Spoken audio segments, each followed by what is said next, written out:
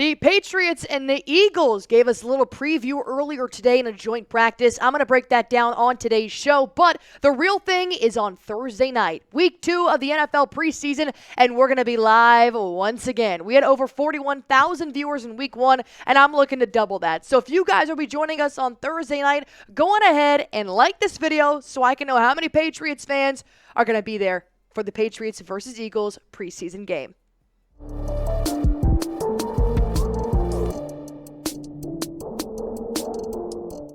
What's going on, New England Patriots fans? Welcome into Patriots Today by Chat Sports. And like I said, Eagles and Patriots decided to combine their teams and have a joint practice amidst the heat in New England. There was definitely some positives, a lot of negatives, mainly on the offensive side that I want to break down, but I've got 5 takeaways from this joint practice just 2 days ahead of this preseason game, and hopefully we'll see a lot more of Drake Maye, as Jon Mayo did confirm that Drake Maye will get more reps on Thursday, and that's where it kind of leads into how the offense looked a little bit today, and it's not looking too hot. But started off here with the absent report. Hunter Henry, Marte Mapu, Christian Barmore, Sion Takitaki, and Kendrick Bourne. Kendrick Bourne did show some shells earlier today, but no participation. But it does look like he's starting to get back into things. But obviously, he hasn't taken that first step yet. Christian Barmore actually reported in complete sweats to the field today.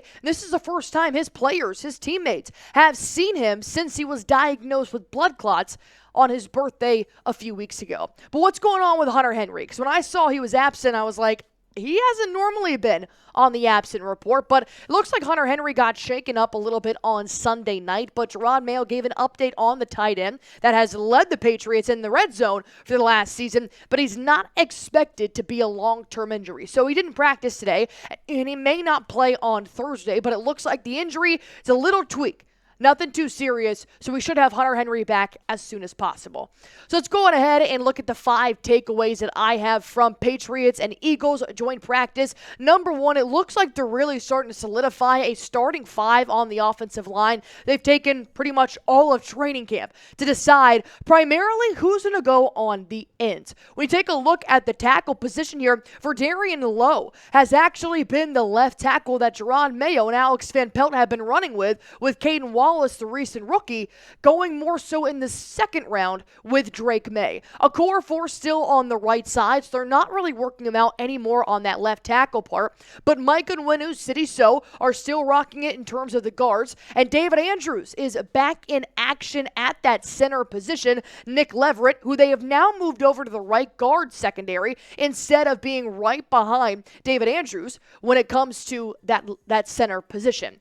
But let's go back to the left tackle, because obviously you got to protect the blind side first and foremost. This is the 8th straight practice with Verdarian Lowe at the left tackle position, while Caden Wallace has been running with the 2s. Lowe also even got the start with Jacoby Brissett in the first preseason game against the Carolina Panthers. So if I had to take a guess, I would say that starting 5 I just showed you is probably going to be your solidified offensive line, at least for a little bit, for the Patriots.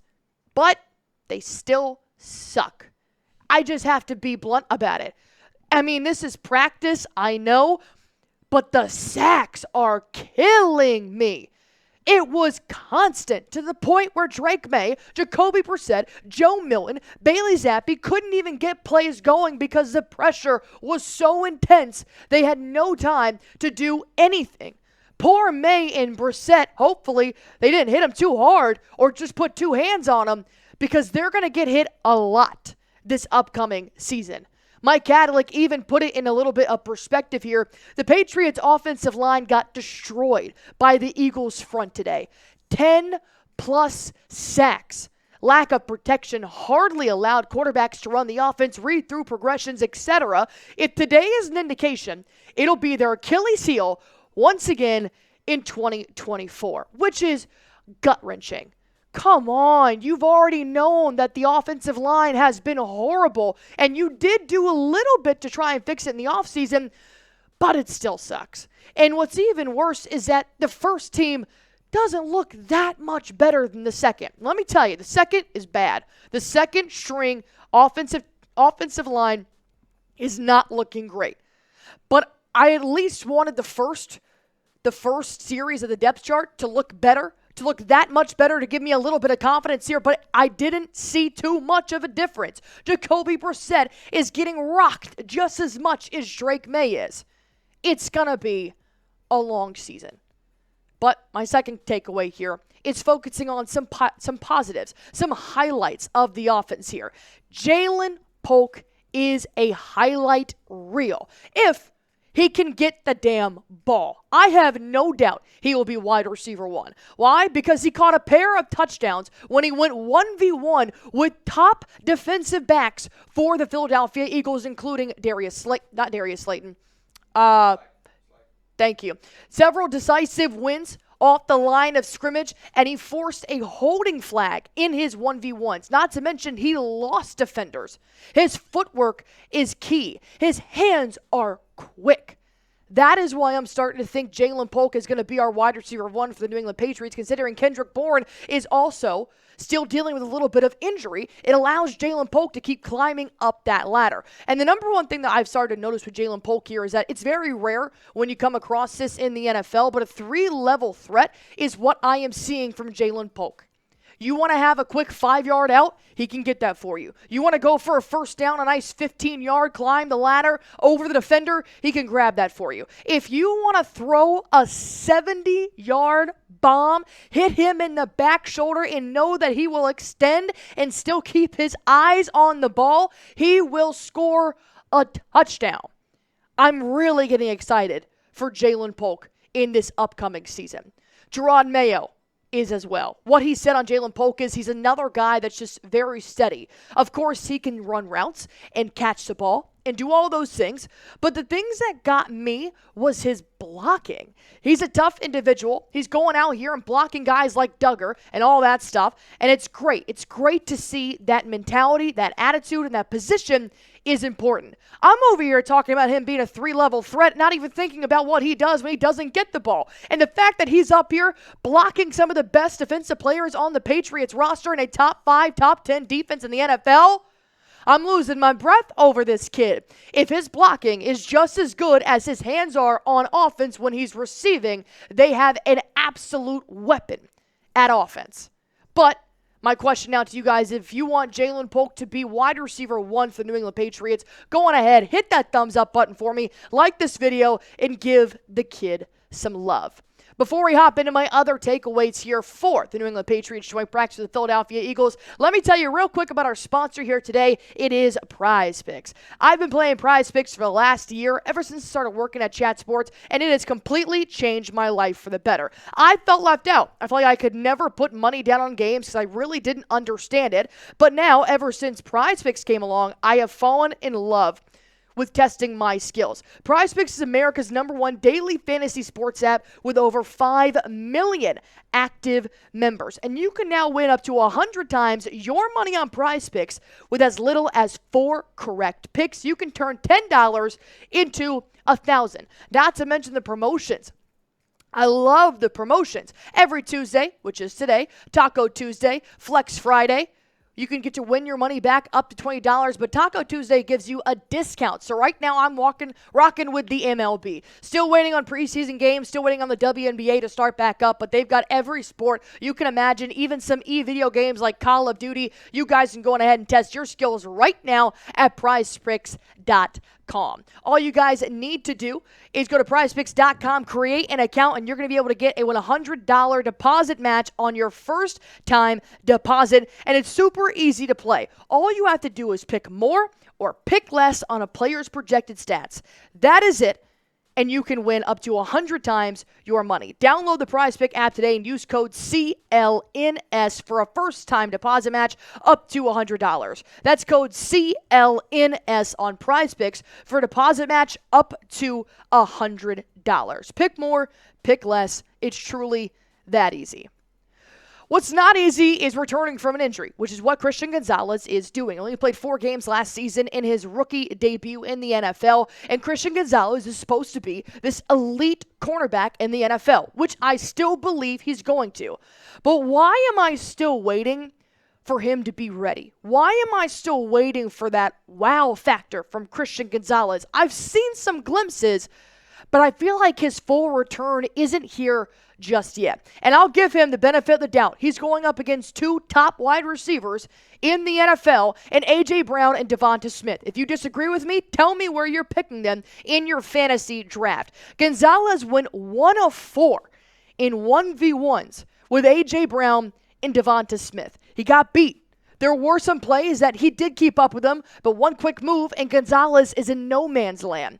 Overall, I just feel like I'm still waiting on Gonzalez to be back from this injury. The hype that he had in his rookie season, that's what I'm waiting for once more. And I do see him in Patriots practice working his ass off, but now going up against the top offense in the NFL, I didn't see the explosiveness that I wanted. He did have a good pass breakup against A.J. Brown, but clearly he's still getting back to his roots when he's in the secondary for the Patriots.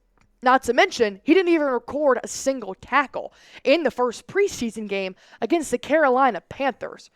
If you can't tackle against the Panthers, it's going to be a lot harder to try and tackle against the Philadelphia Eagles. But he got a nice little preview of what he'll be seeing on Thursday, possibly against their starters, if Sirianni decides to go that route. So A.J. Brown, after the joint practice, said great things about Christian Gonzalez, saying he's a great player, man. I had picked him coming out as the best DB in the draft. He's a great player, he's a great worker, and he gave me good work today. And though he got beat 1 out of 4 times against Smith and A.J. Brown, they're still top receivers, so it's getting him better. It's making him work. And it wasn't horrible, but it wasn't what I wanted to see out of Christian Gonzalez. I'm still waiting for that moment. Number 4, the defense is still elite. And that's the beauty of it. Overall, the defense is still dominant while the offense is extremely shaky. You know you can rely on something. And somebody that is still dominant is Matthew Judon. Despite being 31 years old, this tweet made me smile ear to ear. Matthew Judon chases Saquon Barkley, a top running back in the NFL, all the way down the field to punch the ball loose as Barkley kept running toward the end zone. Big cheer from the crowd on that one. Number 1, he's still a fan favorite despite everything that's going on. Number 2, he is hunting Saquon Barkley like a gazelle. That is what you want in your defense for the Patriots. Despite how bad the offense has looked, you need to have a bright spot. But there were still some woes. Hurts did go 5 for 6 in 7v7, but I will credit that more to the Patriots, to the Eagles offense. Obviously, they have a top offense in the NFL that got them to the Super Bowl a few years ago. Now you've got a top defense going against them. Jalen Hurts is a good quarterback. Going 5 for 6, I think it looks a little bit more to the secondary as much as it does that 3-4 front.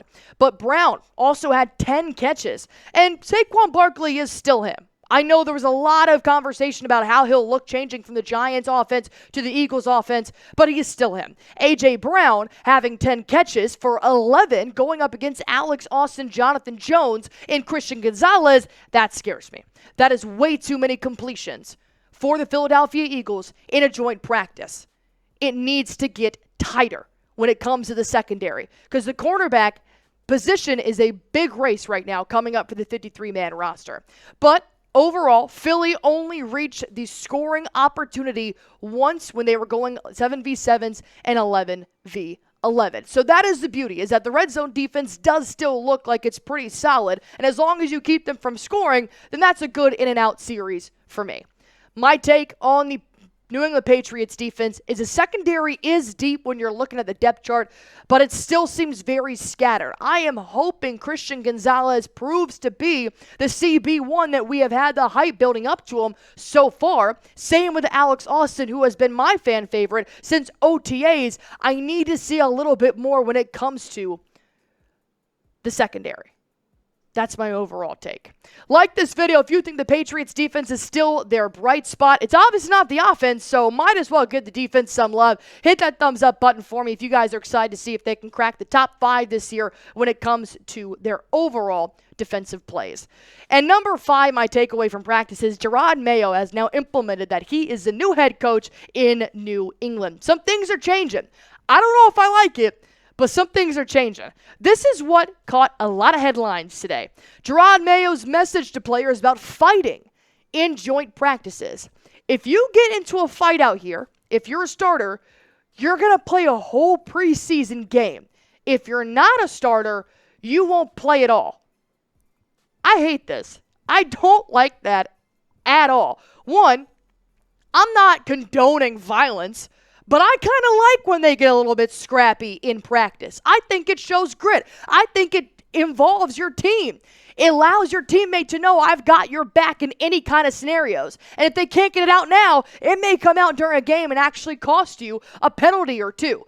This is a wild policy. Do you know how pissed I would have been if somebody like Christian Gonzalez ended up fighting today, had to go play on Thursday, and got a season-ending injury in a preseason game? I don't know if he would have kept his word and played the entire game. But that was wild to hear. I feel like the aggression, the fighting is a little bit a part of it. Not saying I condone it, but I'm not saying I don't not like a good scrap that goes on. But it, I guess, worked because there were none. There was one little scuffle and a 2.5-hour practice, and I've seen many at training camps where they go at it. So I guess it ended up working, but it ended up showing me that Jon Mayo is not here to play, and he is now officially the new head coach in New England with these new policies. But maybe we could see some fighting going on Thursday night. Hopefully not, but if you want to, then you might get it. If you guys are going to be joining us live for our watch party on Thursday night, Philadelphia Eagles versus New England Patriots, go on ahead, hit that thumbs up button for me. Like this video to let me know you guys will be joining us on Patriots Today by Chat Sports.